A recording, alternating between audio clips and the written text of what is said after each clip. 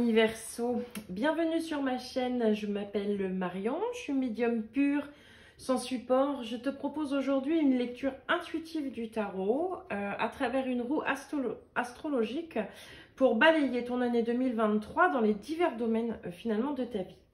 N'hésite pas après la vidéo de commenter, de me dire si cela te parle ou pas. Clique sur le pouce, abonne-toi à la chaîne pour être informé des prochains contenus à venir. Alors, Verseau, pour cette année 2023, nous allons commencer la lecture à gauche et nous allons remonter dans le sens contraire des aiguilles d'une montre. On va commencer avec la maison 1 qui représente le cavalier que tu as le cavalier de Pentacle.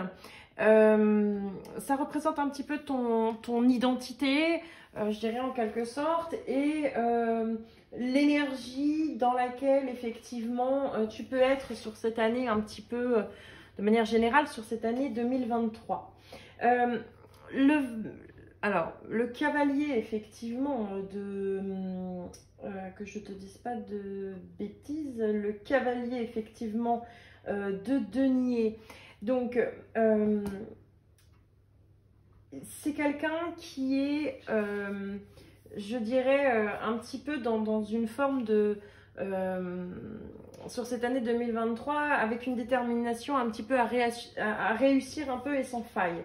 Il y a cette notion où il cherche, enfin, où tu vas chercher à ancrer un petit peu de manière concrète ta vie dans le plan matériel en fait.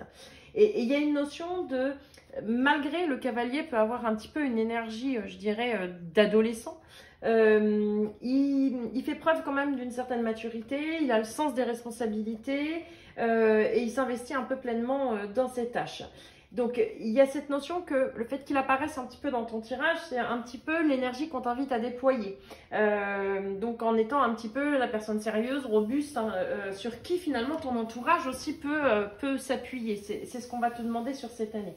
Donc il y a une notion de faire preuve d'esprit pratique, de réalisme, d'agilité et d'investir finalement aussi ton temps dans le domaine qui est le plus porteur.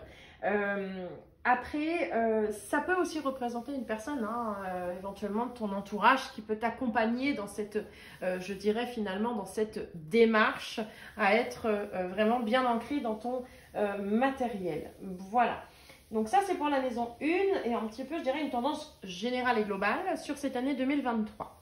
Ensuite, nous allons avoir la maison 2 qui va représenter les ressources, donc l'aspect matériel, je dirais, de ta vie. Donc, on a la reine de Pentacle ou la reine de denier, qu'importe le nom, c'est plus ou moins la même chose. La reine de Pentacle dans l'aspect finance, ça représente une personne qui va avoir une gestion un peu minutieuse, assez rigoureuse, et comme si finalement elle arrivait voilà, à toujours plus ou moins, je dirais, s'en sortir. Donc la reine de denier dans ton tirage, elle va t'inviter un petit peu à investir avec soin, à faire grandir finalement un petit peu aussi tes finances dans la durée. Donc il y a cette notion que plutôt de rechercher à faire un gros coup ou de gagner de l'argent un petit peu rapidement, il faut que tu t'attaches plutôt aussi à mener de façon très régulière de petites actions, peut-être qui peuvent te paraître moins spectaculaires, mais qui seront plus efficaces sur la durée. Donc il y a cette notion vraiment de régularité et de ne pas aller, je dirais, côtoyer finalement les opposés, donc ou l'excès ou carrément la période de disette. Donc il y a vraiment cette régularité qui te permettra d'accéder finalement à ce confort matériel tant souhaité. Donc c'est un petit peu, je dirais, la leçon là sur 2023 où il va falloir être pleinement finalement investi, ce qui nous revient à l'énergie de la maison 1, où on te demande d'être bien ancré dans le plan matériel, mais pour ça c'est au prix d'efforts et de travail et de persévérance qui t'amènera aussi ce confort financier. Ensuite, nous allons aller dans la maison finalement 3 qui va représenter un petit peu tes savoirs, ta façon de communiquer un peu avec ton entourage, ou ce à quoi tu vas le plus, je dirais, cogiter un petit peu dans l'année. Donc là, nous avons la carte du 7 de coupe. Alors, le 7 de coupe, comme on le voit un petit peu sur la carte, hein, bon, c'est une carte qui est riche et multiple. On voit un jeune homme là où il a 7 coupes devant les mains. Et puis, il est en train d'y aller à tâtons. On sent, voilà, on sent quelqu'un il y a le côté très, je dirais, fascinant. Il a de multiples possibilités, mais il n'arrive pas un petit peu à se décider.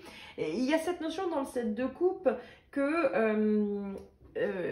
il y a deux choses. D'un point de vue plus positif, si toutes les choses sont effectivement bien gérées, il y a une notion d'abondance qui rentre dans la vie.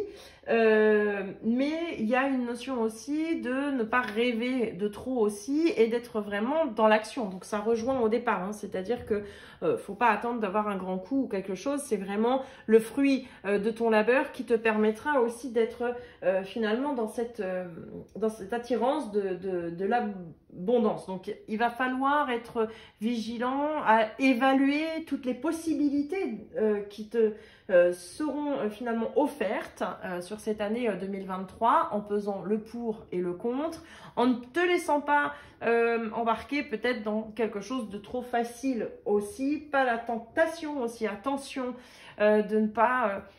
j'ai le côté, voilà, de ne pas se laisser aller aussi à la tentation, de toujours rester finalement droit. Donc c'est vraiment l'aspect aussi un peu matériel là, qui prend sa place sur cette année, je dirais 2023, en tout cas ce à quoi tu vas le plus penser.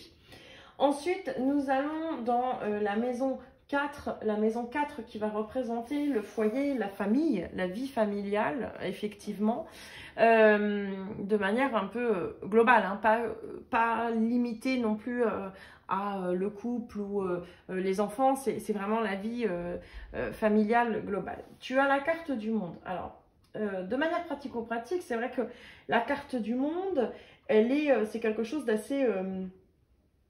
je dirais d'assez positif. Ça peut annoncer aussi un déménagement, une opportunité du changement du foyer en quelque sorte.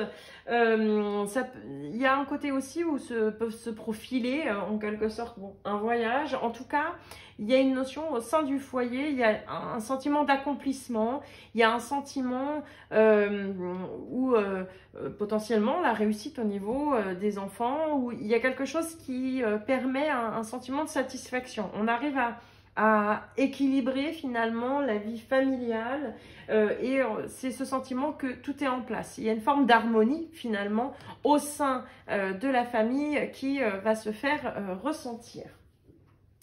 Par la suite, nous allons aller voir la maison numéro 4, 5, où ça va représenter un peu la créativité, mais ça va représenter aussi ce à quoi tu vas donner naissance. Alors, le 6 d'épée, c'est une carte très intéressante puisque c'est vrai que on est dans la maison où ce à quoi tu donnes naissance. Et le 6 d'épée te dit que tu vas lâcher prise un petit peu sur toutes tes casseroles que tu traînes. Depuis un moment, tu es prêt à lâcher en fait sur le chagrin, les regrets. Il y a une notion vraiment où tu es prête à embarquer vers quelque chose de nouveau, avec de nouveaux objectifs. Cette notion où tu fais face aussi à la situation telle qu'elle est. Alors ça peut être aussi dans tes travers, hein, dans ta manière d'avoir peut-être aussi géré l'aspect un peu matériel. Les leçons sont claires. Aujourd'hui, tu axes aussi tes priorités et finalement, ça te permet d'aller et de potentiellement revenir ou trouver en fait un confort, mais tu te débarrasses vraiment de ce qui pouvait je dirais, te peser. Tu es prêt, ami Verseau, à aller de l'avant. C'est vraiment, tu laisses une partie importante de ta vie quand même derrière, quoi. Donc, tu vas pouvoir t'alléger aussi. Et il y a cette notion que c'est comme si finalement le chagrin, la peine, ils vont être remplacés par vraiment une grande lucidité, un soulagement. Et tu acceptes en soi le changement Donc le 6 d'épée, même si elle peut paraître au premier abord un petit peu sombre, il y a quand même une notion d'espoir. C'est une carte qui est remplie d'espoir parce que elle t'indique que voilà, là les corbeaux sont attachés, c'est comme je dirais tes casseroles passées, et là-bas ils sont en liberté derrière. Donc il y a une notion vraiment d'ouverture et embarquée vers un futur meilleur. Et que en quelque sorte, les difficultés, la traversée ont été là justement pour te permettre de te préparer vraiment aussi à accueillir finalement ce positif qui t'attend. Donc, c'est vraiment, tu donnes naissance par ton action et ta compréhension au meilleur. Voilà pour la suite. Ensuite, nous avons la maison 6. La maison 6 qui va représenter un peu tes habitudes plus ou moins positives. Et puis, plutôt quelque chose qui va te donner des conseils sur le bien-être. Alors, le 5 d'épée, c'est une carte qui est quand même... qui est associée un peu à la réflexion, au mental. Il y a une notion, on voit hein, cet homme qui se tient la tête avec une corneille sur l'épaule. Il y a cette notion aussi où c'est... attention à la manière, je dirais que tu peux... attention à une ambition qui peut peut-être être démesurée. Attention à cette mauvaise manie aussi de cogiter. C'est quelque chose qui finalement, qui t'écrase, qui te pose je dirais vraiment qui te plombe et inutilement. Donc il y a une notion aussi... le 5 d'épée qui peut symboliser potentiellement la défaite. Alors c'est peut-être aussi ce par quoi tu viens de passer qui fait que tu peux avoir cette sensation de t'être investi, de t'être battu et puis finalement pour rien. Donc il y a une notion de accepter aussi cette défaite, d'en tirer les conséquences et d'apprendre aussi de cet échec sans pour autant te laisser abattre. Parce que c'est une chance de mettre en place aussi ce qui vraiment, voilà, ce qui pourra te mener à la réussite. Donc il y a lâcher la tête un petit peu. En même temps, bon, l'épée, ça va représenter les signes d'air aussi. Donc il y a cette notion de voilà, de pas te laisser envahir par ces cogitations un petit peu, je dirais, extrêmes. Ensuite, nous allons aller dans la maison 7. La maison 7 qui on va représenter l'aspect sentimental dans ta vie. Donc, tu as le 6 de Pentacle. Le 6 de Pentacle sentimentalement, ou le 6 de Denier, il y a une notion de s'interroger sur la notion de donner et de recevoir.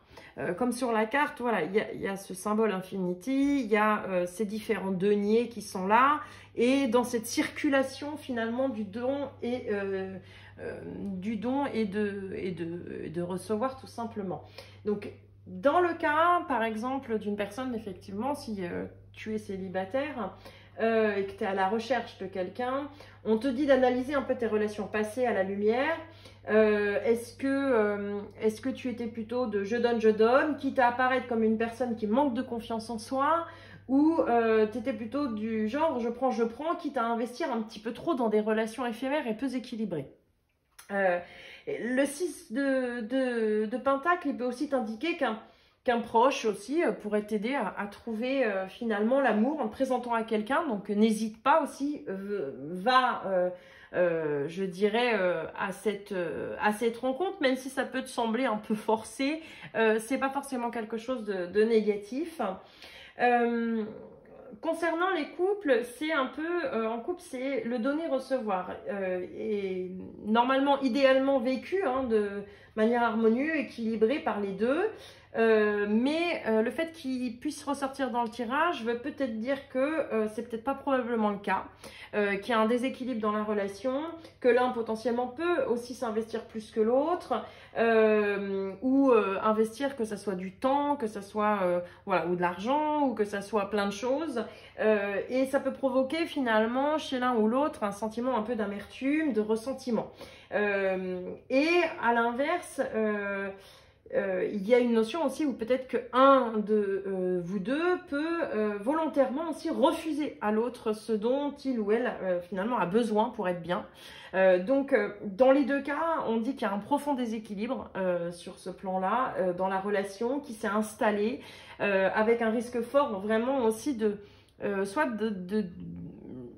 oui, de déséquilibre. Donc, il y a une forme de souffrance. Et si le schéma est effectivement, voilà, un peu ce que tu peux avoir cette sensation de vivre, on dit que l'appui potentiellement d'une tierce personne sera inévitablement nécessaire pour un peu briser ce cercle vicieux et les habitudes prises, ou éventuellement, effectivement, peut annoncer la fin d'une relation de par le manque d'équilibre dans celle-ci, si on décide aussi de ne pas forcément donner aussi la chance de rééquilibrer celle-ci. Voilà.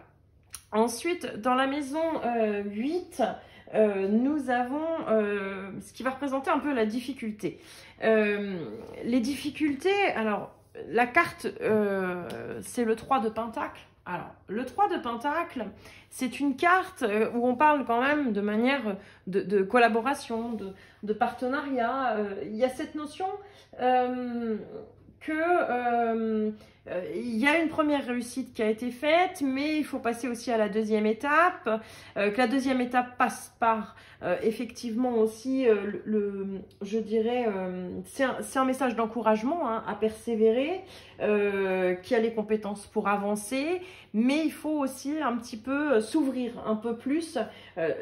Donc en termes de difficultés, je parlerai plutôt de défis aussi. Il va falloir accepter que tu pourras peut-être pas faire tout seul, et que ça va passer aussi par d'accepter potentiellement les critiques ou les conseils autour de toi, de demander des retours pour voir aussi tes idées.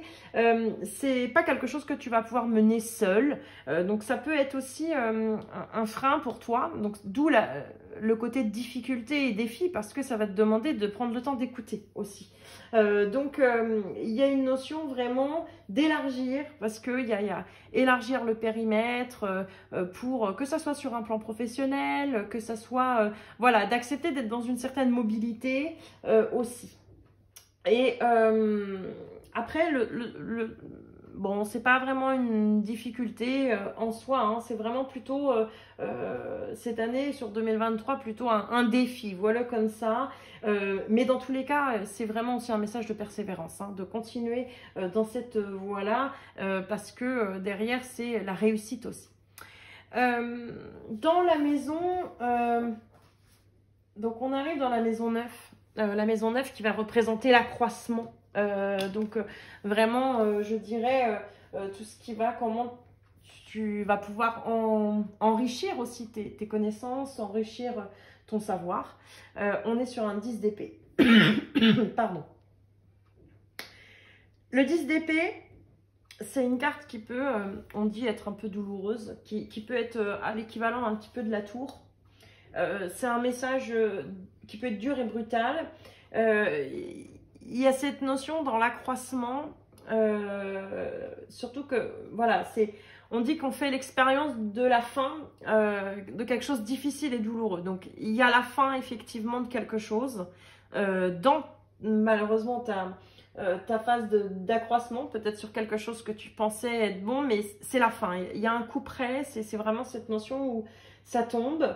C'est la perte, c'est l'achèvement. Donc, et il y a cette notion que il n'y a plus de retour en arrière. Donc c'est l'acceptation pour justement continuer d'évoluer. C'est l'acceptation que ce que tu pouvais faire avant, c'était pas, je dirais, c'est plus productif pour toi aussi à ce jour. Sur le versant, on va dire un peu plus positif, hein, si on regarde, on est quand même dans l'accroissement. On te dit que le 10 d'épée, ça y est, c'est fini. Les mauvais moments sont finis, la mauvaise période elle est passée, les circonstances aussi douloureuses n'ont plus de prise finalement sur vous, et j'ai le côté de manière générale, on revient au 6 d'épée, hein, où tu arrives à lâcher aussi un petit peu ce passé pour aller vers un nouvel horizon. L'accroissement te dit bien que finalement, te confirme que ça y est, le passé et tout ce qui a pu être difficile est quelque chose de terminé et que tu es aujourd'hui libre de pouvoir avancer dans la direction aussi qui te convient. Donc, il y a vraiment une notion que le 10 d'épée, il peut marquer un moment de libération, d'une respiration. Il y a vraiment ce soulagement qui est accompagné d'un sentiment d'espoir et la capacité aussi je dirais, à capitaliser sur ce que tu as pu apprendre et pas retomber aussi dans les mêmes difficultés. Donc c'est vraiment, si on revient même au début du tirage, hein, quand on parlait aussi de l'aspect matériel dans lequel où, les leçons semblent être tirées, on fait les choses différemment pour assurer ses bases. C'est aussi peut-être des habitudes de gestion qui n'étaient pas justes, correctes, et que tu fais les choses différemment. Donc il y a vraiment une notion de nouveau départ quand même et de la fin des difficultés. Ensuite, nous allons dans la maison 10, la maison 10 qui va représenter le travail qui va être chez toi, ami Verseau, représenté par le cavalier de coupe. Alors, le cavalier de coupe et le travail, de manière, je dirais, pratico-pratique. Ça peut être un collègue, peut-être au sein de ton travail, qui te fait un clin d'œil et puis que tu as le cœur qui chavire. Ça peut être aussi le recroisement, en quelque sorte, du sentimental avec le professionnel. Donc, en gros, que le romantisme un peu s'invite au bureau. Mais pas que, c'est pas que ça. Dans le monde professionnel, le cavalier de coupe, c'est un personnage qui fonctionne avec le cœur. Donc, ça veut dire qu'il fait une activité, il n'y va pas au travail en mode métro, boulot, dodo, il peut pas. Ça lui est impossible, il faut vraiment que ton travail soit en alignement avec tes valeurs, avec ce que tu as envie, et le cavalier de coupe, il va être là pour t'encourager à faire ça aussi. Donc, c'est un peu identifier finalement quel est le job de rêve, finalement, à tes yeux, quelles sont tes passions, qu'est-ce que tu as envie d'atteindre comme objectif personnel dans ton travail. Et en fait, une fois que tu auras identifié un peu ce but, avec un cavalier de coupe, tu laisses rien au hasard. C'est-à-dire que tu analyses tes forces, tes compétences, tes ressources, tu les compares à tes objectifs. C'est vraiment le côté, pareil, de faire une liste, une to-do list, en te fixant des objectifs à court, moyen, long terme, te donner finalement les moyens de. Et vraiment aussi de regarder les choses en face. Est-ce que le changement est-il réalisable? Est-ce que la marche, elle n'est pas trop grande? Qui pourrait t'aider éventuellement dans cette démarche? Donc, c'est le cavalier de coupe, il t'invite à prendre courage un petit peu et à donner finalement à ta passion l'importance qu'elle mérite dans ta vie professionnelle. Donc, c'est vraiment aussi le recentrage sur faire les choses avec le cœur et non par, je dirais peut-être par objectif, par exemple par objectif financier, parce qu'il faut subvenir. C'est vraiment revenir à l'état de fait de ton être intérieur. Ensuite, dans la maison 11. La maison 11 qui va représenter un petit peu tout ce qui concerne la vie sociale, la communauté autour de toi. On a un 3 de coupe. Alors, un 3 de coupe, ce qui est très intéressant, hein, donc elles sont 3, mais en même temps, c'est vraiment le côté activité de groupe.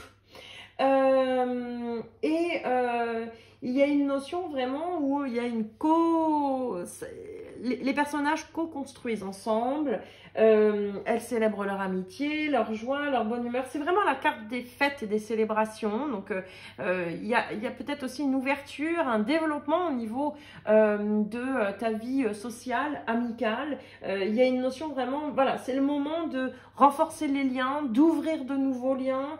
Il y a une notion d'énergie débordante et il y a quand même un moral qui est au beau fixe aussi. Donc, il y a vraiment ce côté où en fait, on profite avec les personnes qui nous sont plus chères c'est vraiment une carte de compréhension mutuelle qui est faite d'empathie.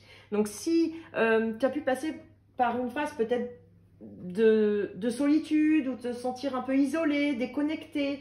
En fait, le 3 de coupe, il t'annonce clairement que tu as une vie sociale plus riche qui t'attend sur cette année.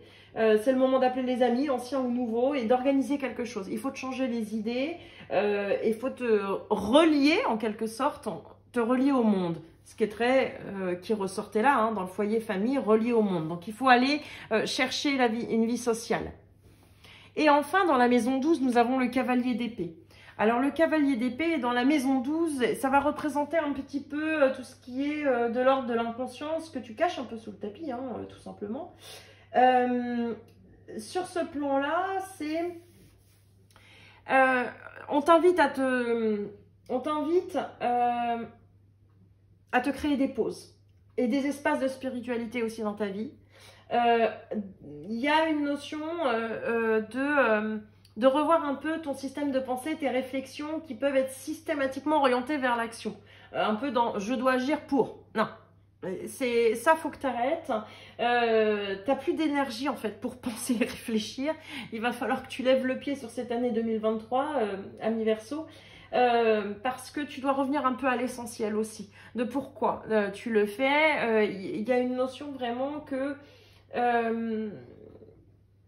c'est comme si tu te mettais dans des tâches désagréables pour concevoir ton objectif. Et ça sert à rien en fait. C'est pas la peine de... C'est un peu une forme d'auto-sabotage aussi qui est présent chez toi. Donc il faut un peu baisser les armes, retrouver le calme, le silence, et puis te retrouver avec toi-même, quoi, en laissant un peu les tracas du quotidien, peut-être te faire une escapade tout seul. Voilà, c'est vraiment aussi te faire plaisir à toi, sans être dans cette recherche de je dois faire ci, je dois faire ça. Faut un peu lever le pied. Voilà, ami Verseau. Alors, j'espère que ce tirage t'aura parlé ou résonné. N'hésite pas à me laisser un petit commentaire et je te souhaite une très belle année 2023, ami Verseau.